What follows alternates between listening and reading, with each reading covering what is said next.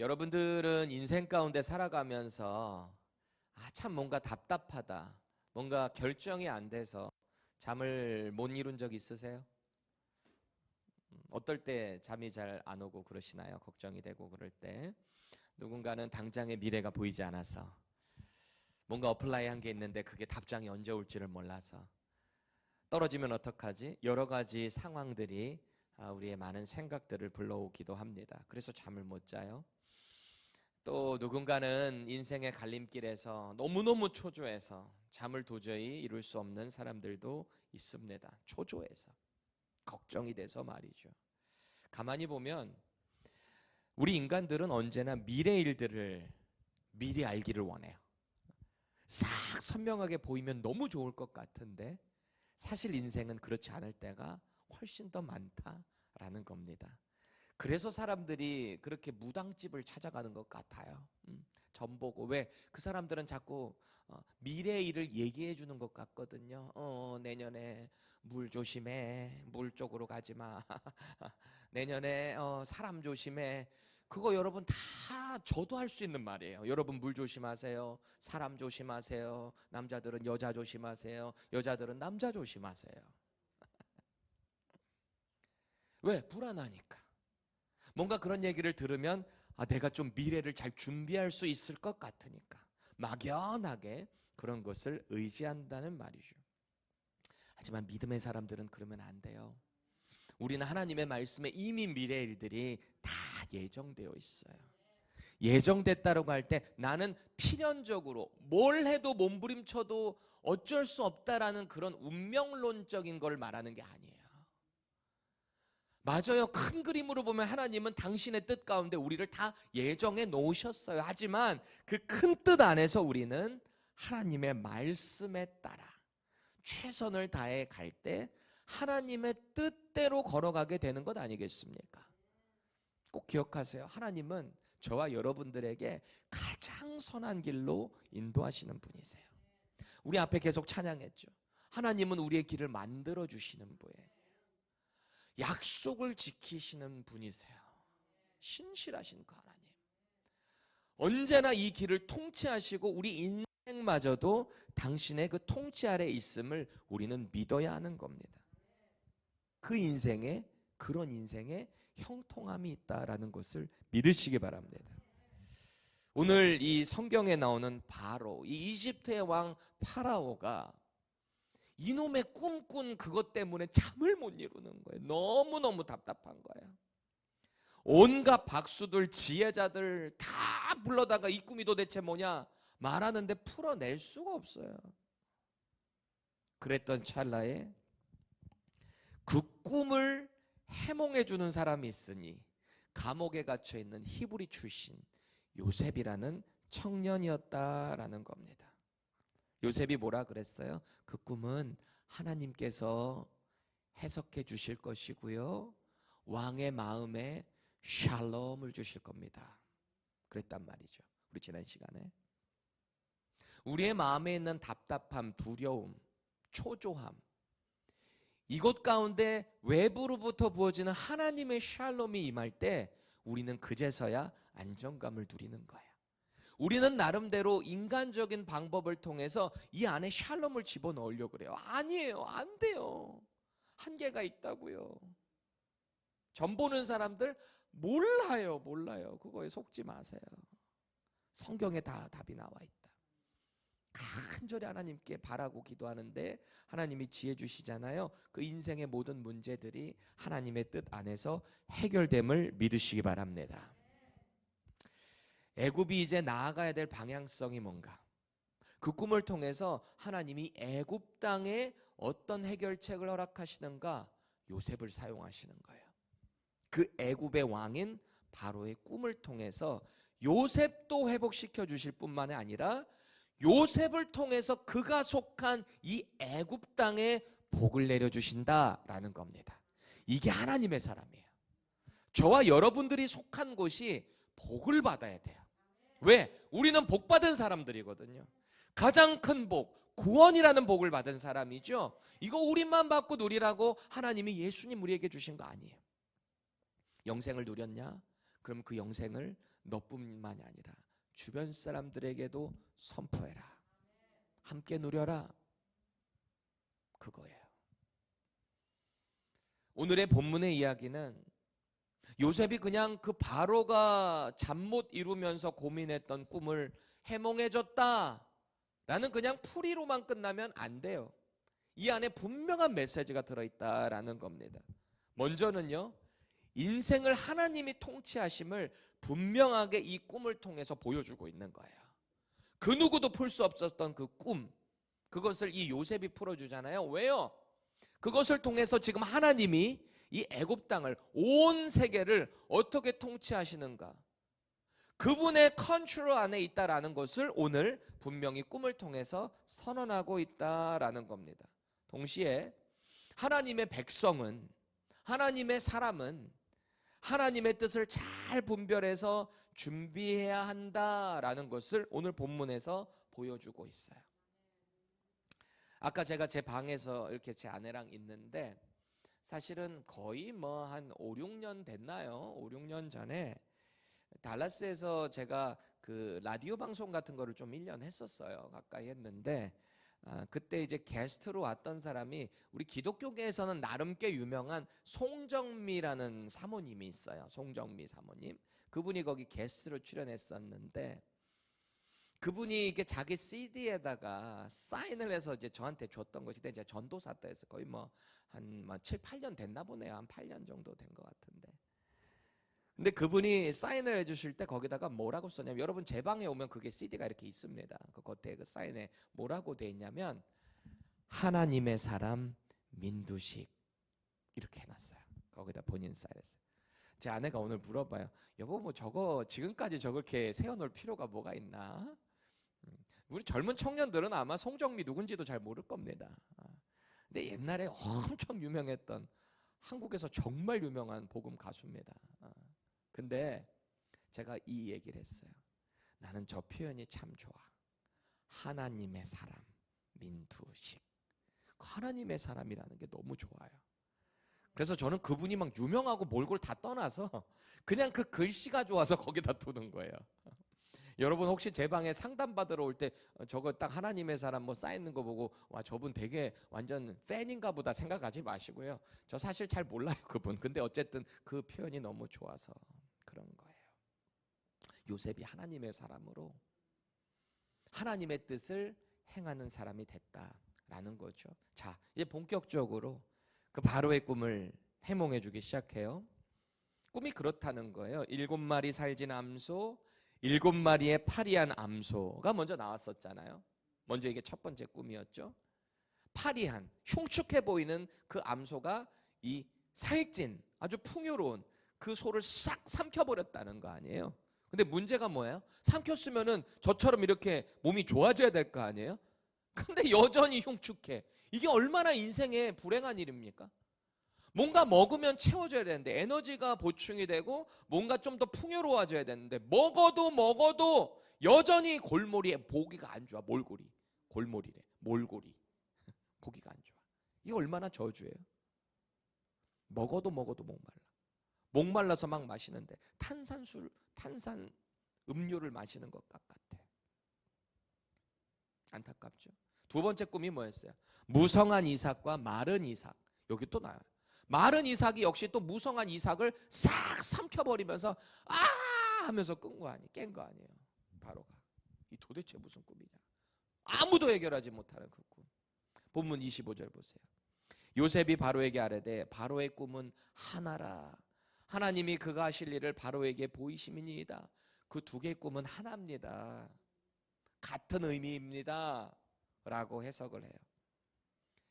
지금 요셉은요, 그 꿈 자체보다 하나님이 그 꿈을 보여주셨습니다. 하나님께 집중을 돌리고 있는 거예요. 하나님. 꿈이 중요한 게 아니에요. 하나님이에요. 이어서 요셉이 꿈을 해석해 줍니다. 27절, 28절은 우리 세 번역으로 같이 읽어볼까요? 시작. 뒤따라 나온 야비고 흉측한 암소 7마리나 열풍에 말라버린 쓸모없는 이삭 7개도 역시 7해를 말합니다. 이것들은 흉년 7해를 말하는 것입니다. 이제 제가 임금님께 말씀드린 바와 같이 임금님께서 앞으로 하셔야 할 일을 하나님이 보여주신 것입니다. 아멘.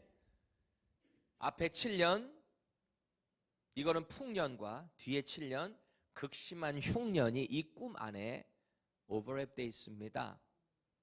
7년이라는 숫자가 정확히 하나님께서 앞으로 하실 일들입니다. 이것을 말하고 있습니다. 사실 이거를 명확하게 계시를 받아서 말하는 게 아니면은 이거 오금이 저릴 일이에요. 이거 거짓말로 그냥 할 수가 없어요. 만약에 그거 안 오면 바로 잡아 죽는 거예요. 그렇지 않겠어요? 절대 권력이에요. 이집트의 왕 바로는요, 신적인 존재예요. 신의 아들이에요. 태양의 신의 아들이란 말이에요. 그러니까 그 왕조차도 숭배해야 되는 대상인 존재가 바로 파라오란 말이에요. 그 사람들이 왜 피라미드에 장사되는지 아세요? 여러분 이집트 가보셨어요? 저는 갔다 온 사람이에요. 아시겠어요? 그 피라미드를 가보면은요, 그 메르라는 이집트 단어 말 자체가 오르다라는 뜻이에요. 층계처럼 돼 있잖아요. 거기를 올라가서 결국 그 파라오는 신적 존재, 신의 아들이기 때문에 장기 이런 것들을 따로 보관해 놓고, 뭐 약품 처리 같은 거 엄청난 독한 걸 해가지고 그거 장기 따로 모아놓고요. 그리고서 미라로 다 감아 놓잖아요. 왜 그런지 아세요? 나중에 다시 부활한다는 의미예요. 그 사람들이 그런 신앙이 있어요. 파라오가 그 피라미드에다 거기다가 해놓는 거거든요. 이런 대단한 사람 앞에서 확실하지 않은 얘기 할 수 있겠습니까? 목이 달아날 텐데. 그렇죠? 분명하기 때문에 그렇게 선포를 한 거예요. 특히 32절 보세요. 하나님께서 이 일을 반드시 이룬대요. 바로께서 꿈을 2번 겹쳐 꾸신 것은 하나님이 이 일을 정하셨음이라. 하나님이 속히 행하시리니. 아멘. 2번 꾼 이유는 이 일을 반드시 하실 것이기 때문에 2번 컨펌 해주신 겁니다. 이런 얘기를 하고 있어요. 여기서 우리는 중요한 믿음의 핵심을 발견하게 되는 거예요. 믿음의 핵심. 하나님은 우연히 일하시는 분이 아니에요. 우리는 때때로 살아가면서 어쩌다 보니까 이렇게 내가 된 것 같아. 아니에요. 믿음의 사람들에게는 우연이라는 게 없어요. 그렇게 믿으셔야 돼요.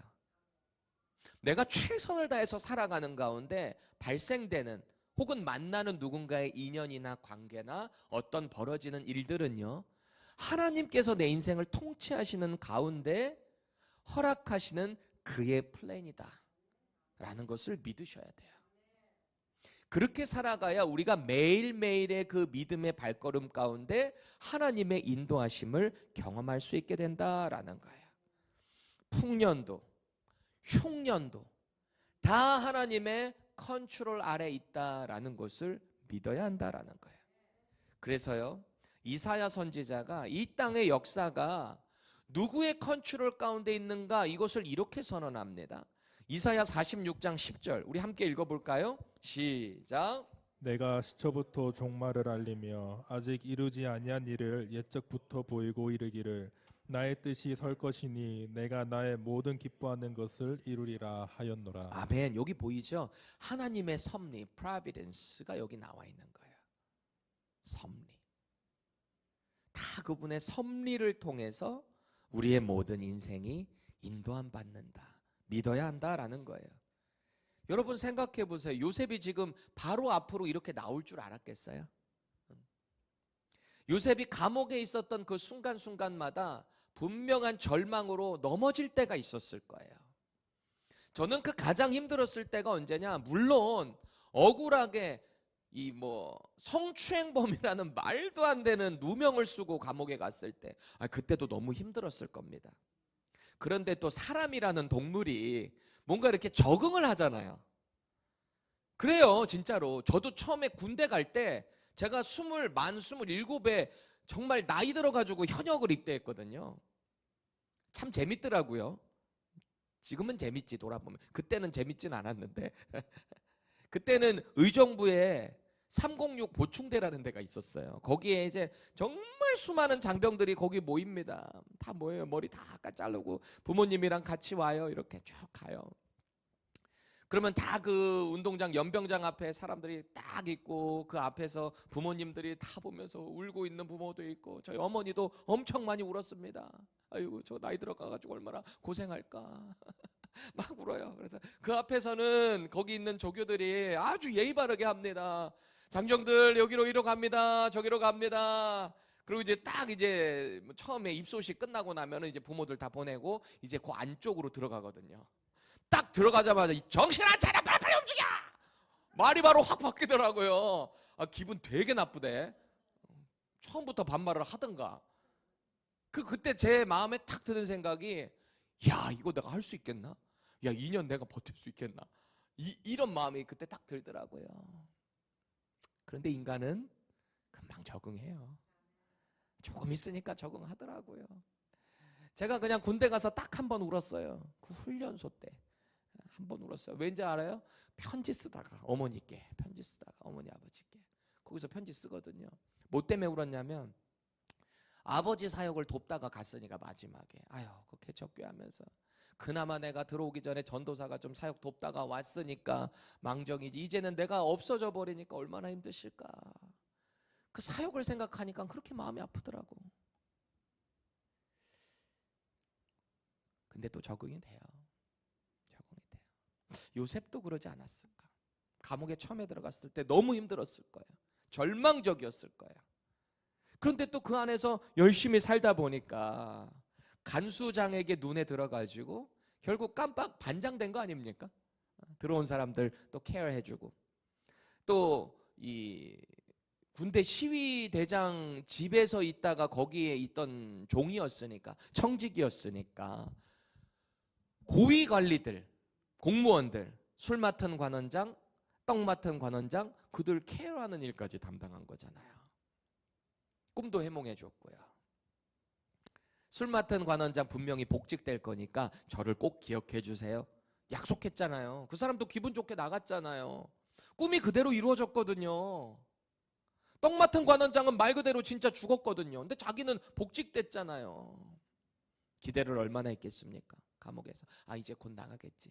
내 억울함 좀 풀어달라고 요청했으니까 그분이 꼭 나를 기억할 거야. 내가 얼마나 잘해줬는데. 그 은혜를 잊으면 사람도 아니지. 막 이렇게 생각할 수도 있잖아요. 근데 웬걸요? 이렇게 바로 앞으로 나오기까지 얼마나 걸렸다? 12,000년. 그냥 2년도 아닌 12,000년. 12,000년. 여러분 12,000년 쉬워요? 군대에서 2년도 그렇게 어려운데 성추행범으로 여전히 누명 쓴 가운데 그 안에서 아무리 인정받고 아무리 잘하면 뭐예요? 여전히 성추행범이에요. 그냥 감옥에 갇혀있는 죄인일 뿐이에요. 그렇잖아요.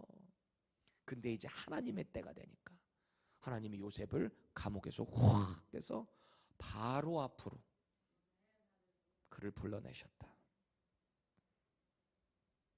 애굽의 미래뿐만 아니라 이스라엘의 구원 계획까지 지금 이제 하나님이 요셉을 통해 일하고 계신다.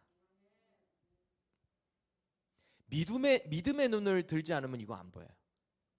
그렇죠? 근데 하나님의 언약이라는 약속이라는 믿음의 눈으로 이거를 보니까 이제 하나님이 이렇게 인도하시겠구나. 이게 보이는 것 아니겠습니까? 이거 우리 믿음 생활에도 똑같이 적용되는 거예요. 저와 여러분들의 믿음 생활. 당장 이해되지 않는 일들 얼마나 많아요. 하나님 답답해요. 도대체 언제쯤 제 기도 들어주실 거예요? 언제쯤 제 짝을 만나게 해주실 거예요? 죄송해요. 제가 이렇게 딱 갑자기 전도사님을 보고 바로 뒤에 또 유민자매까지 앉아있네. 내가 의도한 바는 아니지만 이렇게 딱 같은 라인으로. 하나님 도대체 언제쯤 제 인생에 빛을 보게 해주실 겁니까? 얼마나 답답할 때가 많아요. 그런데 하나님은 우리의 내일을 알고 계세요. 우리의 내일은 누가 하신다고요? 하나님이요. 우리는 자꾸 우리 스스로가 내일을 알려고 애를 씁니다. 그런데 예수님 뭐라 그러세요? 얘들아, 너희들 걱정 근심될 때 있지? 그런데 그거 알아? 내일의 일은 내일이 하게 해. 내일 가서 그걸 걱정하라는 게 아니고요. 내일은 전혀 내 영역이 아니죠. 미래는 하나님 손에 달려 있는 거잖아요. 근데 하나님이 그러세요. 그 내일이라는 그 영역은 너희 게 아닌데 내일이 돼서 그 내일이 또 내일을 걱정할 수 있게 해라. 이게 무슨 말이에요? 우리 영역이 아니라는 거예요. 하나님 손에 달려 있다는 거예요. 이거를 믿음으로 걸어갈 줄 알아야 된다라는 겁니다. 심지어 우리가 모르는 그곳에서도 우리 하나님은 쉬지 않으시고 당신의 계획을 지금도 인도해 가신다라는 것을 믿으세요. 우리가 오늘 본문에서 주목해야 될 부분이 있어요. 요셉은요, 단순히 꿈만 해석한 게 아니다라는 겁니다. 당시 절대 권력이었던 신적인 존재를 앞에 두고서 구체적인 해결책을 제시해요. 구체적인. 이거 하나님 주신 겁니다. 풍년이 오게 될 것이고 뒤에 흉년이 찾아올 겁니다. 7년 있을 겁니다. 그러니까 이제부터는 애굽이 미래를 위해서 뭘 준비해야 되는가? 그것을 말하고 있거든요. 우리 33절에서 36절 또 세 번역으로 읽어볼게요. 시작. 이제 임금님께서는 명철하고 슬기로운 사람을 책임자로 세우셔서 이집트 땅을 다스리게 하시는 것이 좋을 듯합니다. 임금님께서는 전국의 관리들을 임명하셔서 풍년이 계속되는 7해 동안에 이집트 땅에서 거둔 것의 5분의 1을 해마다 받아들이도록 하심이 좋을 듯합니다. 앞으로 올 풍년에 그 관리들은 온갖 먹거리를 거두어 드리고 임금님의 권한 아래 각 성읍의 곡식을 갈무하도록 하십시오. 여기서 갈무리한다라는 말은요, 물건을 잘 정리하거나 그것을 수집한다는 말이에요. 그러니까 미리미리 잘 보관해야 된다라는 말을 하는 거예요. 순우리말입니다. 갈무리라는 말이. 계속 읽을게요. 시작. 이 먹거리는 이집트 땅에서 7해 동안 이어갈 흉년에 대비해서 그때의 나라 사람들이 먹을 수 있도록 갈무리해 두셔야 합니다. 그렇게 하시면 기근이 이 나라를 망하게 하지 못할 것입니다. 아멘. 이 나라의 방향성, 해결책까지 쫙 말해줬어요. 왕 앞에서. 풍년과 흉년을 맞이해야 되는 자세. 그렇죠? 여기 보니까 이제 왕께서는 명철하고 지혜 있는 사람을 책임자로 세우셔야 됩니다. 여기가 어떻게, 우리는 결과를 아니까. 바로의 입장에서 명철이 뭡니까 여러분? 맨날 자녀들에게 명철을 주시고 막 그러잖아요. 명철이 뭐예요? 무슨 뜻이에요? 명철은 뭐고 지혜는 또 뭐예요? 헷갈려요? 명철이라는 거 옳고 그름을 판단할 수 있는 거예요. 잘 판단하는 거예요. 뭐가 악하고 뭐가 선한지를 구분할 수 있는 능력이 명철이에요. 지혜랑 연결되는 듯하지만 어쨌든 영역이 조금 다른 부분이죠. 자 보세요. 지금 이 나라가 어떻게 흥왕을 해야 되는 그 포인트에서, 그 타이밍에서 이것을 잘 구별할 수 있는 사람이 지금 세워져야 됩니다라는 거예요. 왜? 지금 아무도 모르잖아요. 지금 이거에 대해서 대비할 수 있는 사람이 아무도 없으니까. 그런 지혜로운 사람이 필요합니다. 그 사람을 책임자로 세워야 됩니다 라는 말을 한 거잖아요. 그러니 바로의 입장에서는 지금 이 얘기 누구만 하고 있는 거예요? 이 히브리 청년 요셉만 하고 있거든요. 자기 나라에 있는 온갖 박수들, 술사들, 지혜자들 아무도 이 꿈에 대해서도 알지도 못하고 지금 어떤 일이 닥칠지도 모르고 있는데 이 히브리 청년 요셉이 그 말을 하니까 지금 바로의 마음에 딱 명철하고 지혜로운 사람 누구예요? 요셉이잖아요.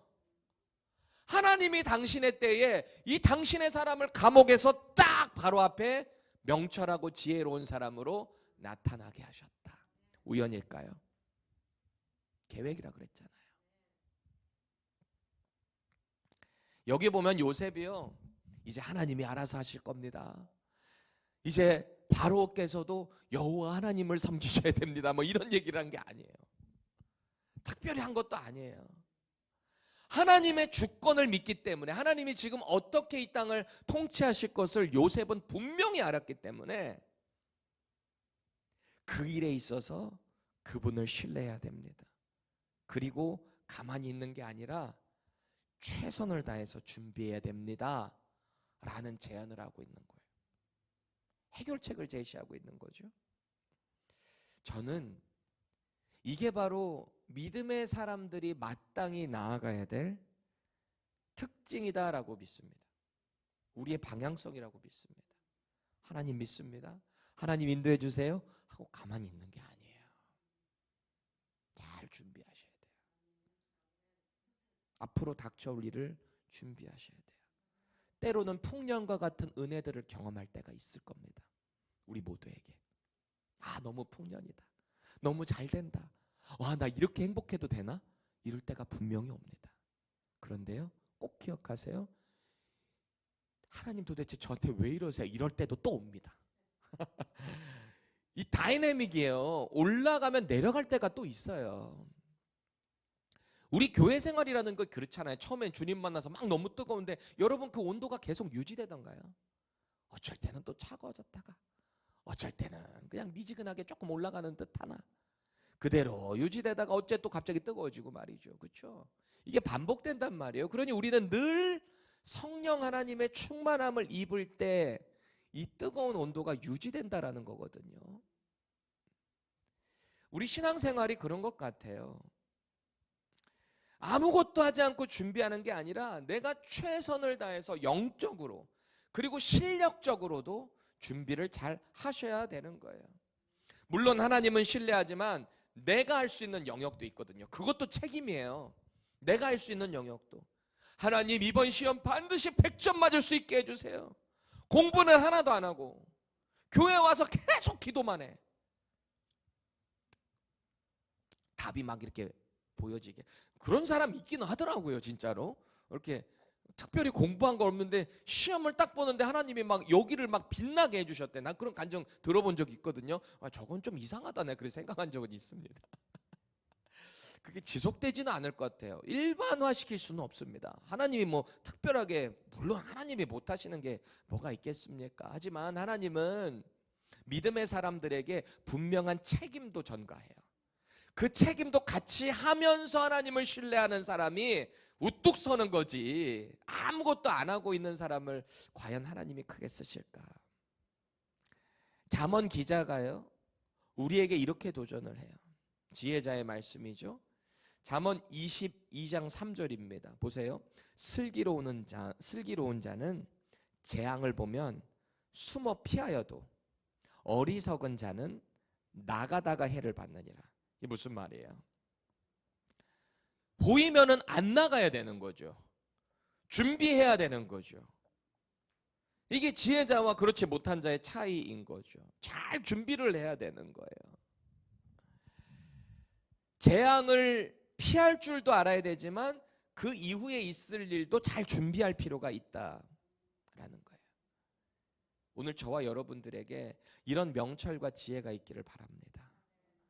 하나님께서 가정을 맡겼다면 영적으로 준비를 잘 시켜야 되는 거예요. 저에게도 아들 3명이 있습니다.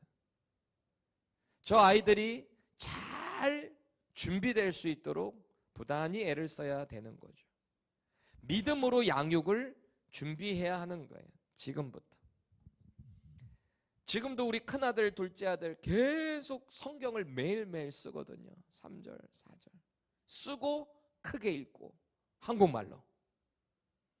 학교에서도 원체 영어로 쓰고 읽고 외우고, 오늘 봤더니 VBS에서도 말씀을 외치고 암송하고 찬양하고. 저는 이게 분명한 영적인 준비라고 믿습니다.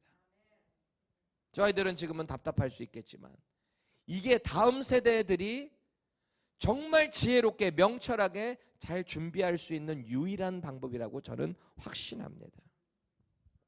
요셉은요, 문제를 예언하는 사람으로 끝나지 않았어요. 이렇게 하면 됩니다.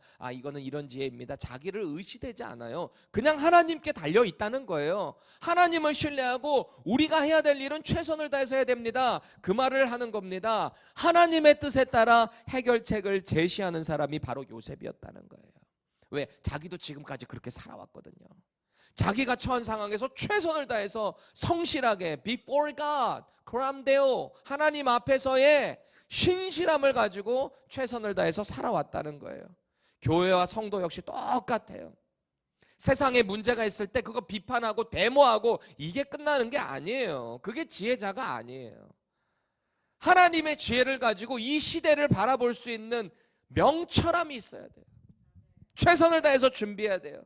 대안을 제시할 뿐만 아니라 잘 준비하는 사람이 저와 여러분들이 되어야 한다라는 겁니다. 말씀으로. 그래서 오늘 본문은 우리에게 두 가지 도전을 하는 거예요. 첫 번째, 하나님은 역사를 주관하신다. 하나님은 모든 미래를 아시는 분이다. 이게 다 첫 번째 우리의 교훈 가운데 들어가야 돼요. 하나님 우리 미래 다 아세요. 아멘이십니까? 우리 인생을 통치하세요. 아멘이십니까? 지금 이 시대를 다스리고 계세요. 아멘이십니까?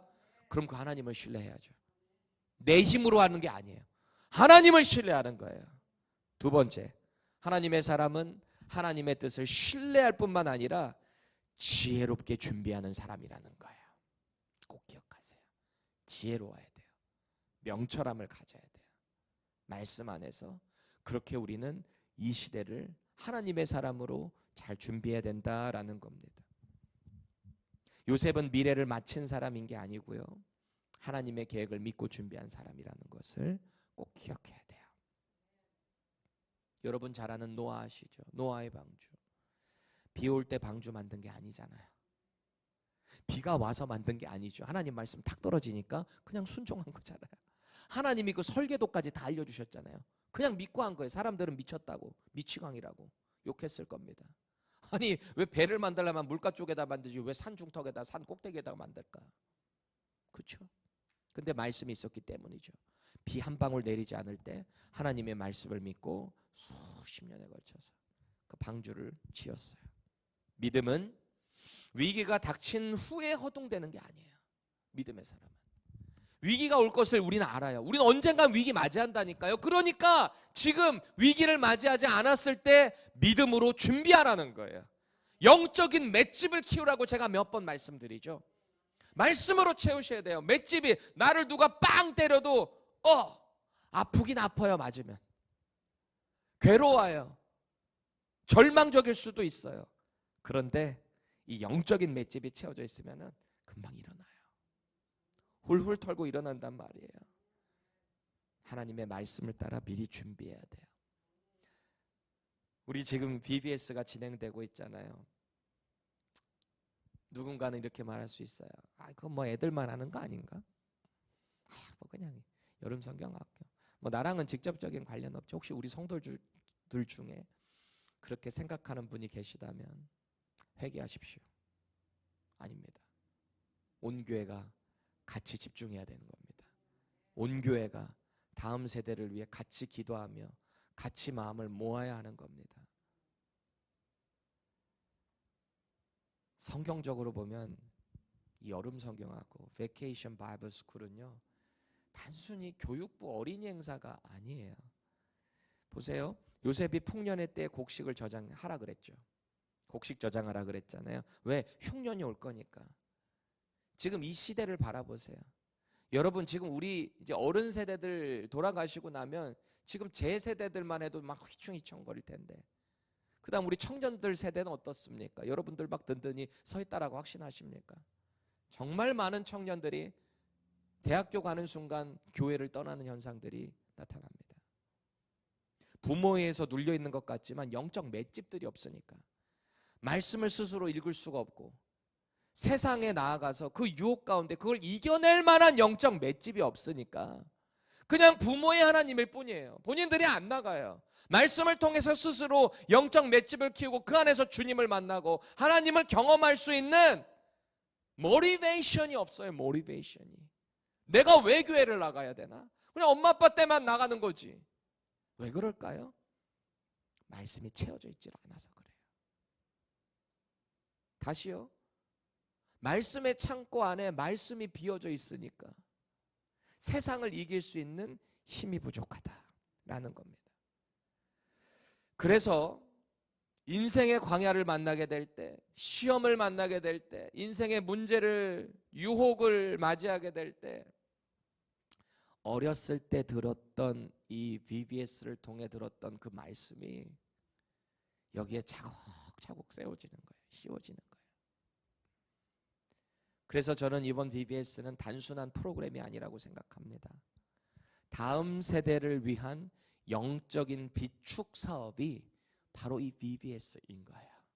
미국 전체에, 전 세계에 어렸을 때부터 말씀이 계속 강요될지라도, 잘 몰라도 그걸 외울 때 하나님이 말씀을 통해서 그 인생 가운데 역사하실 것을 믿으시기 바랍니다. 요셉이 곡식을 저장해서 한 민족을 살릴 거예요. 그뿐만 아니라 이스라엘 민족도 이제 요셉을 통해서 애굽으로 오게 될 거예요. 그리고 요셉을 통해서 결국 아브라함에게 약속하셨던 내가 내 백성을 애굽에서 불러오게 될 것이다, 4세대 만에 돌아오게 될 것이다, 그 일이 요셉을 통해서 성취된다는 사실 기억하시기 바랍니다. 요셉은 애굽의 창고를 곡식으로 채웠어요. 저와 여러분들은 어떻게 채워야 할까요? 마음의 창고에 하나님의 말씀을 자꾸 채워 넣으셔야 돼요.